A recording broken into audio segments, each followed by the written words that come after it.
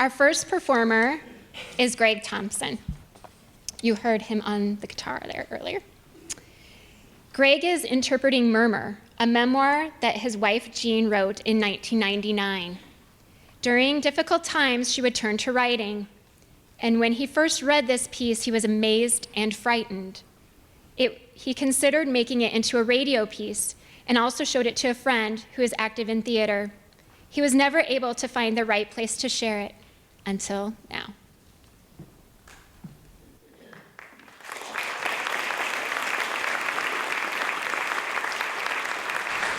Thank you, Brooke. Murmur. Murmuro is Greek, meaning roar of water. Murmur. The word is perfectly descriptive of how it seems to start. Now that it's happened more than once, I can think about what is happening, even though I'm terrified, you see. Now I'm just scared, not scared witless. Murmur. When you say it out loud, can you feel the sound bounce back from the top of your skull and reverberate around in your head? I can. Did you ever go to a play or a concert in a theater? The crowd trickles in, finding their seats. There's background sound like rushing water. It's kind of like what was going on here about 10 minutes ago. But that's like a murmur to me. Everyone is talking, and you can hear all these voices, but not really the conversations. After you get in your seat, you'll hear someone near you speak a few words to their companion as you wait, and the murmur takes on a clearer quality. Murmur, murmur, murmur. And then she said, we should have murmur, murmur. But after that, we went murmur, murmur. And if we don't, we'll have to go to the murmur, murmur. And then the rooster sat on the egg. When the lights go down, the murmur goes back to being less distinct. Few words are understandable, but the murmuring continues until the event starts. Murmuring ebbs and flows, you see. Water murmurs can be gentle and soothing like a brook, or they can be deafening and frightful like crashing waves of a waterfall. I've stood next to Dunning Springs near Decorah in the springtime when it runs hard and fast down its little cliff, and I've had to shout to make myself heard above the roar. It's like that.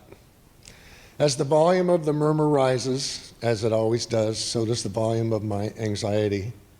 They seem to be linked somehow. I say, oh, I'm cranky, or I didn't sleep well, or I've got a headache, I've been working too hard, or whatever else could be the cause of my anxiety.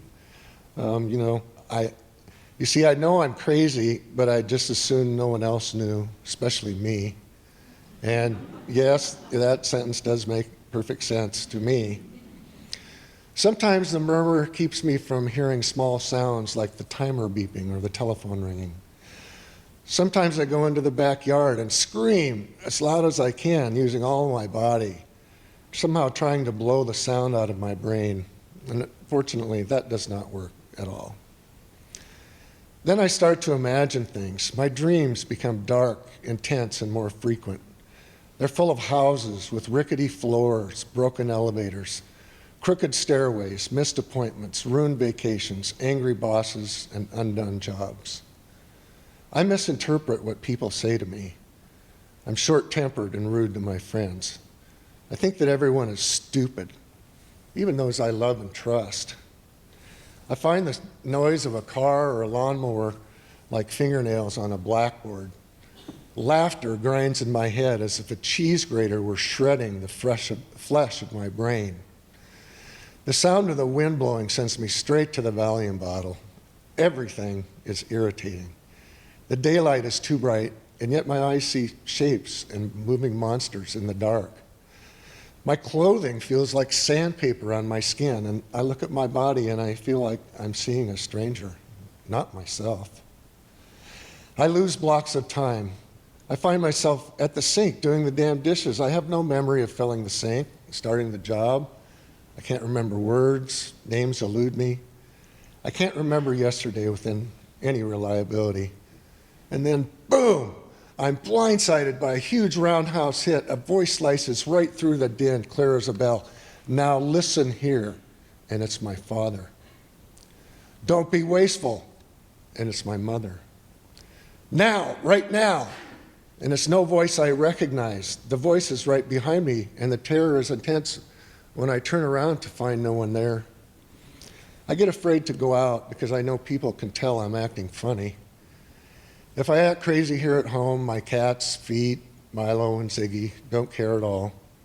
They just want me to love them and pet them and feed them. God bless their simple needs. Every time this happens, I try to hide it after I realize what's going on. I don't know just why.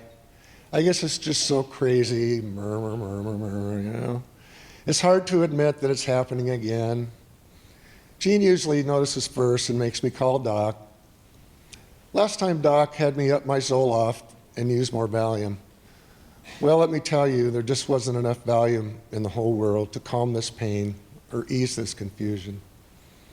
I started taking so much Valium, I tried to write it down so I wouldn't overdose. What a laugh. It did keep me from crying all the time, so that was good, but other than that, Valium just steals my brain, and I can't think when I'm taking it. Now I'm taking Zyprexa for the voices, and they are becoming quieter and quieter. I've stopped taking the Valium altogether. God bless and goddamn Zyprexa, and why I take it, and what it does for me and my murmurs. This is my brave. Thank you.